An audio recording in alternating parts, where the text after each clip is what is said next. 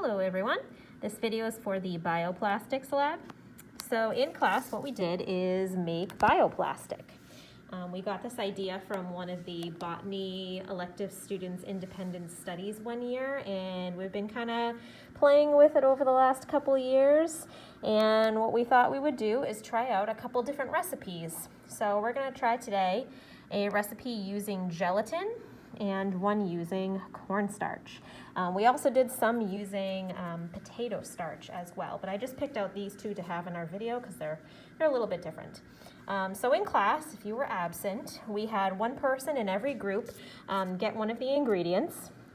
I got food coloring, and bring them back to their table and mix them together, put them on a hot plate, and then heat them up until they started polymerizing.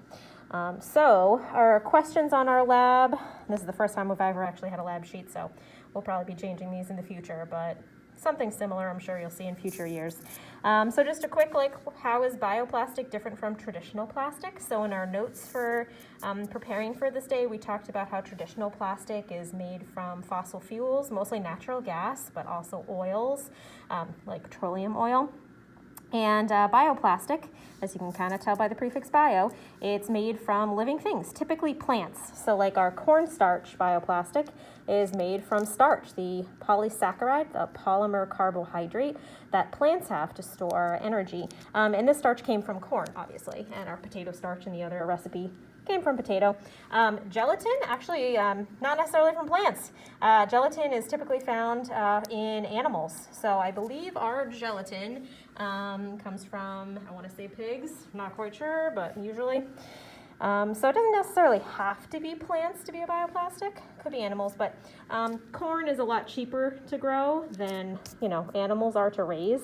So when we're making bioplastic and thinking about bioplastic, it's almost always a plant-based plastic. So what I had on the table are pieces of bioplastic that we made a couple of years ago, the last time we did this lab, and there were two main kinds, and I'm just going to kind of hold them up so you can sort of see them. We put them into molds, and if I tap them on the table, you can hear that they're actually pretty stiff. And same thing with this one. And if I press on it, it's hard to break. You can. I'm gonna actually snap this one. I'm gonna try to. Oh, I can't. Maybe I'm not. There we go. So eventually, it's brittle, like traditional plastics are. But it had a good run. We also made another kind, and this one's a little bit softer, it's got a little bit more flexibility to it, and we put more of it in a thicker mold. Same thing with this one here, but still pretty sturdy. Okay, so those are just a couple types, and I just left them on the desks for people to observe.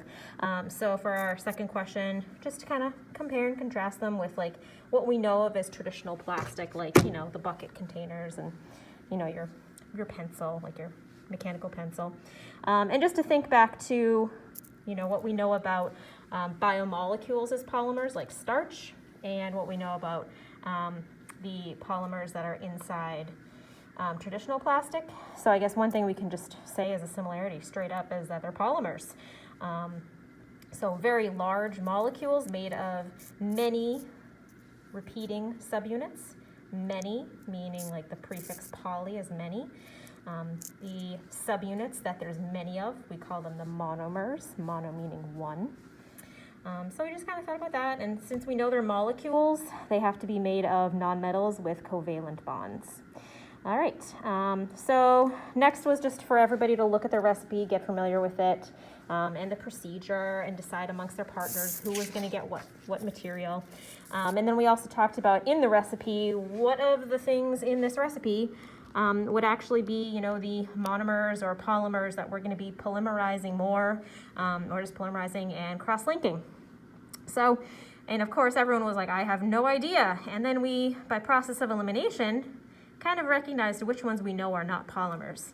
So we picked out water as something that we know is not a polymer, and I could tell them food coloring is mostly water, and the color parts of them are just regular old molecules.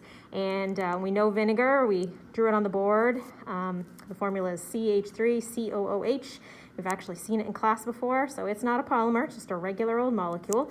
So by process of elimination, we could tell it was the starch that we were working with, or if we were thinking about here our gelatin recipe, the gelatin, and then glycerol. So glycerol, it turns out, is a monomer, and it's part of the polymer for fats. Glycerin is another name for it.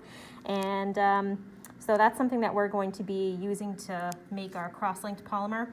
And starch already is a polymer, so we're just probably extending it, cross-linking it.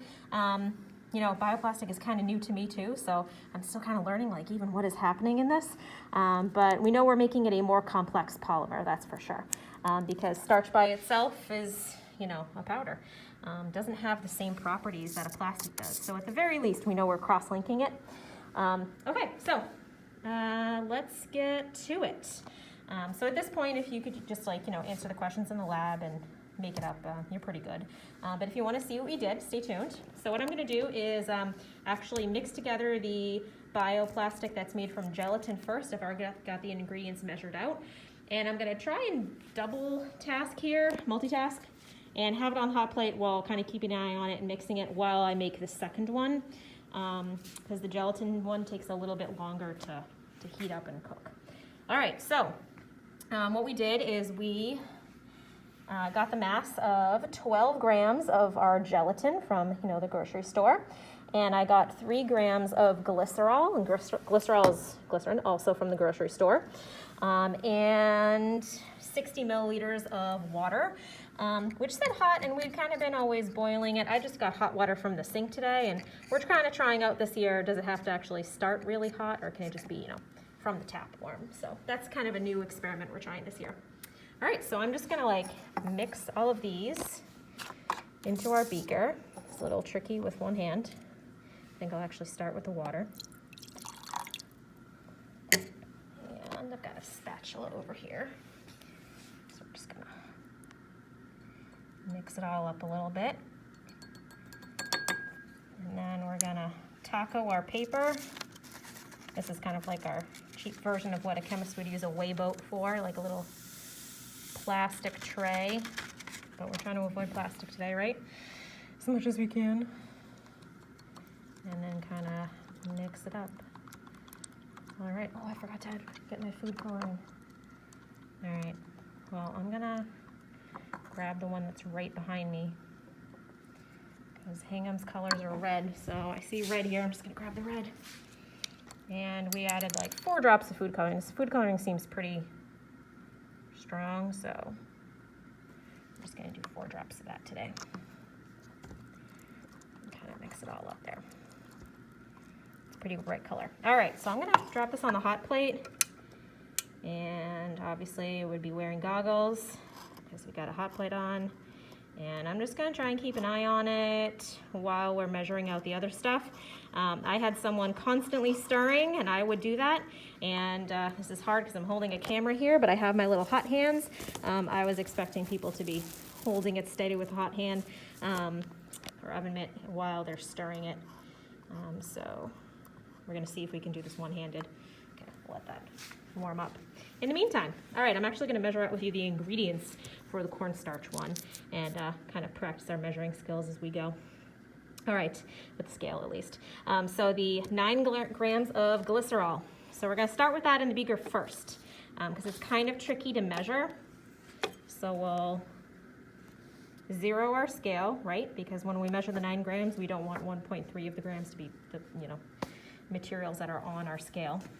And then we're going to add in our 9 grams of glycerol. So glycerol is a very, very viscous kind of liquid here.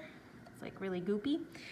So you really have to actually cut off the end of the pipette tip to get it to pipette easily. It's easily as a stretch. And then we're gonna add our 9 grams of glycerol. And I would go slow till you get a sense of like how much 9 grams is gonna be.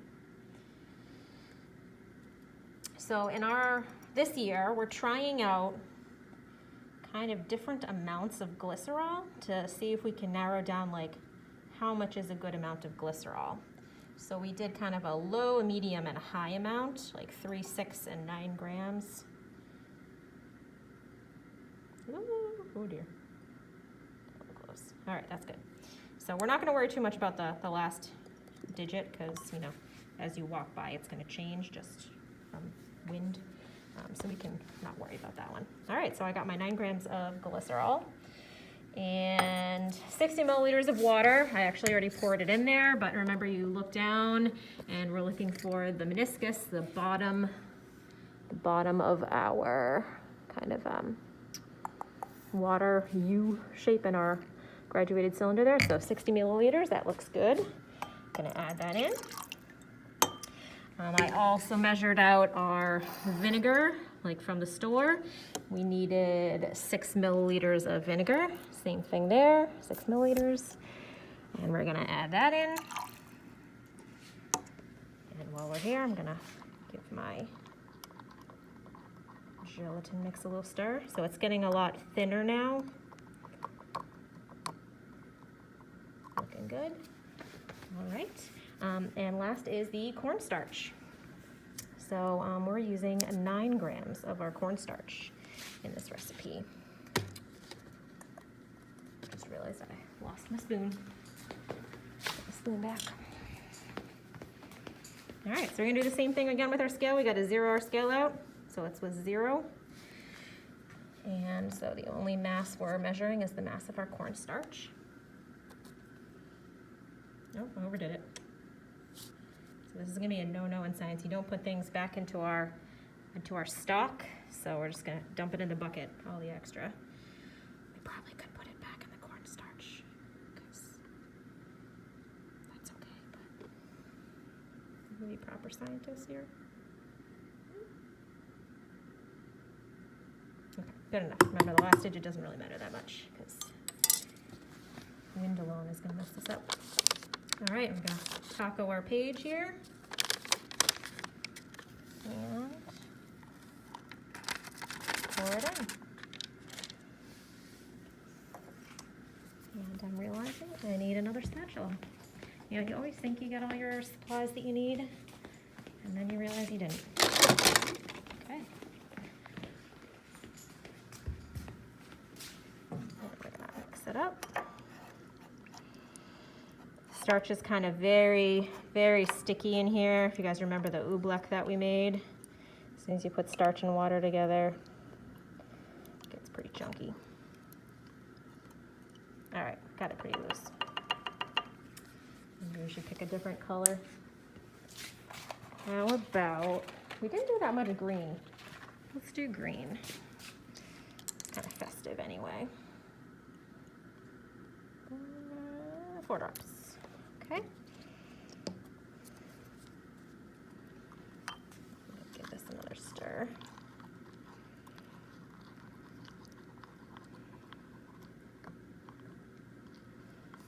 Gotta really scrape down at the bottom there, make sure nothing's stuck. I'm actually gonna turn it down just a little bit. All right. Cornstarch one is all mixed up. I'm going to toss this on our other hot plate.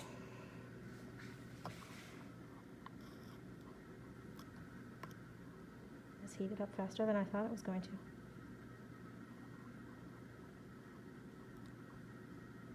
So we pretty much went until it started bubbling. I feel like I got some junk in here. See if I can take it out.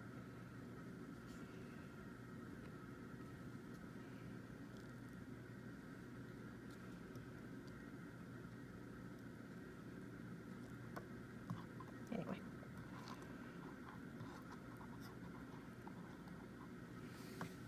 Just gonna alternate here.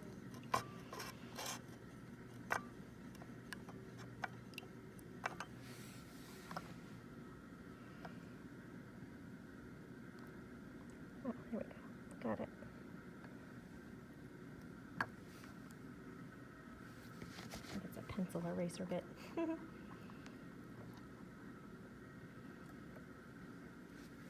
Let's see if we're like bubbling. So I see how it's like bubbling at the bottom there.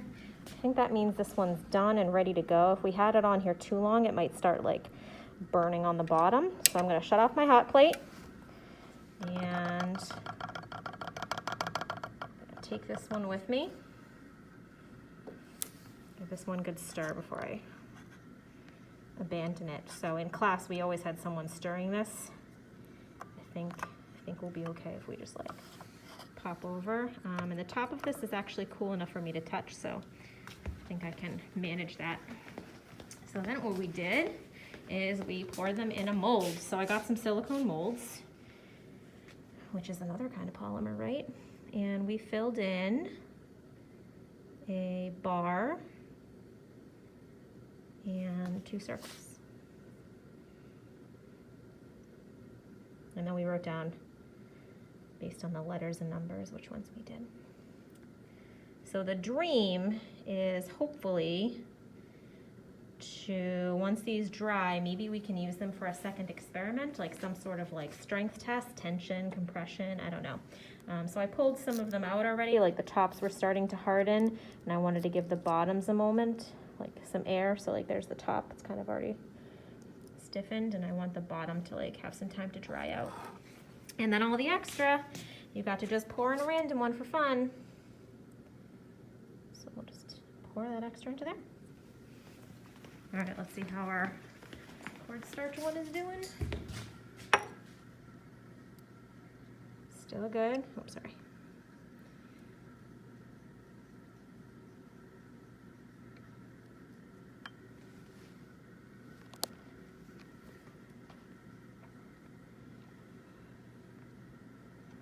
So about after 3 minutes of stirring, this is when everyone in class is like, it's not working. Something's wrong. When is it going to be done? And the key is once it starts to steam, that is very close to when it starts to polymerize, it seems. So you just got to be a little patient.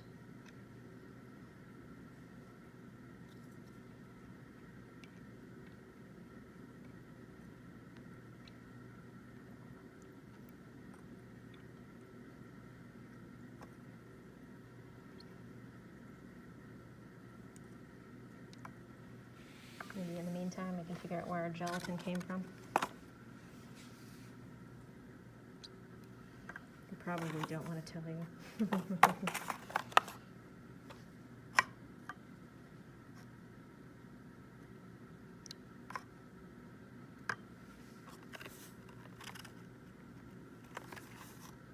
I don't see it anywhere on there. Oh well.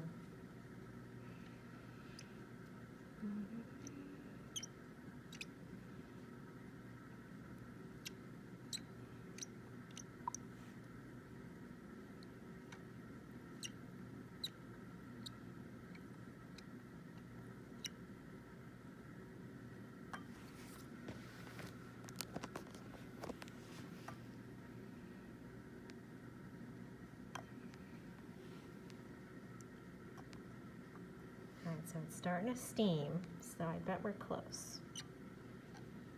Just a little bit.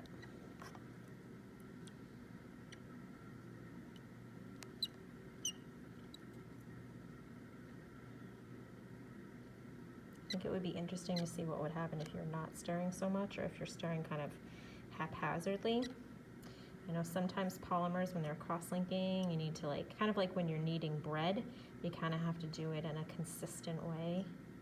Like you always knead bread in the same direction, you turn it and you always knead in the same way.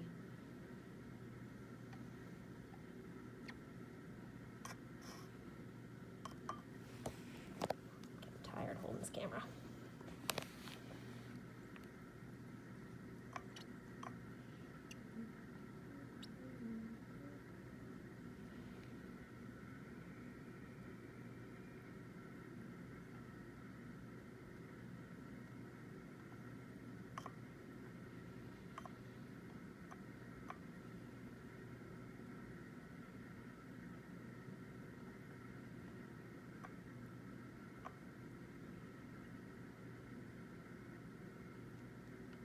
Apparently this is the one I should have put on the hot plate first. Could have sworn the gelatin took more time. Apparently the starch did. By the way, for cleanup, I would scrape out any leftover gelatin as best you can into the trash right away, and then you might have to soak it. All right, starting to thicken. Whoop, I think we got it. So you can kind of see there's some like gloppy stuff forming in there. And then boom, all of a sudden it just gets like pudding. Really thick. So the polymerization happens like pretty rapidly. So if you look at the instructions, the next step is to, once it starts to polymerize, thicken and polymerize, take it off the heat, give it a good stir. This is hard to do one-handed, so bear with me. I want to really make sure. I'm actually going to put the camera down for a little bit. Let's see if I can do this like.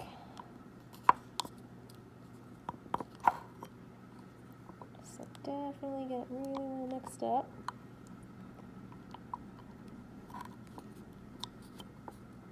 Okay. Let's see if I can touch it. Yeah, it's warm enough to the touch. It's like a hot cup of tea. All right, and then we're gonna do the same thing. We're gonna drop it into a mold. This is a little bit trickier. If you get to the molds fast, you should still be able to kind of like chunkily pour it out.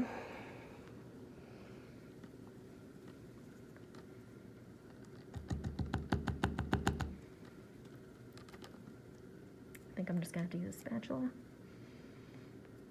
Come on.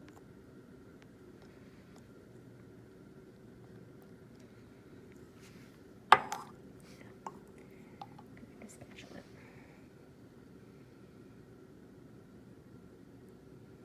Then we work on our spatula skills. Get it to be nice and flat. And then we're gonna fill in a couple of the circles. Let's do these ones. You kind of just gonna plop it in and then smooth it out like that. So if you look at the other ones, I started flipping over our circle ones too, so the other side can start to dry. But I've already noticed that some of them seem to be cracking more than others. So it'll be pretty interesting to see if that's like all one kind of formula, like maybe all the low glycerol ones were cracking apart. Some of them I can't even get them out of the mold without them completely disintegrating there. And then others like seem to be entirely whole and perfectly fine. So I'm hoping it would be kind of interesting if we see some trends and we know we have like a better recipe maybe for next year. All right, and all the extra, I think I have to put down my phone for a second. Just gonna glop it in here.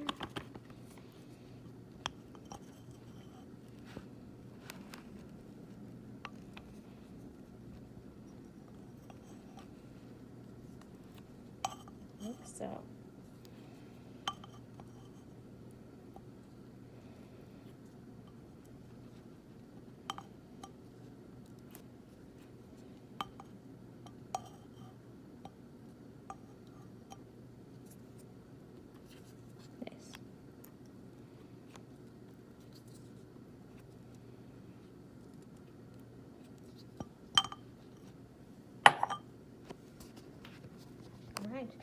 Same thing with this. I would scrape into the trash and then rinse it out as fast as you can.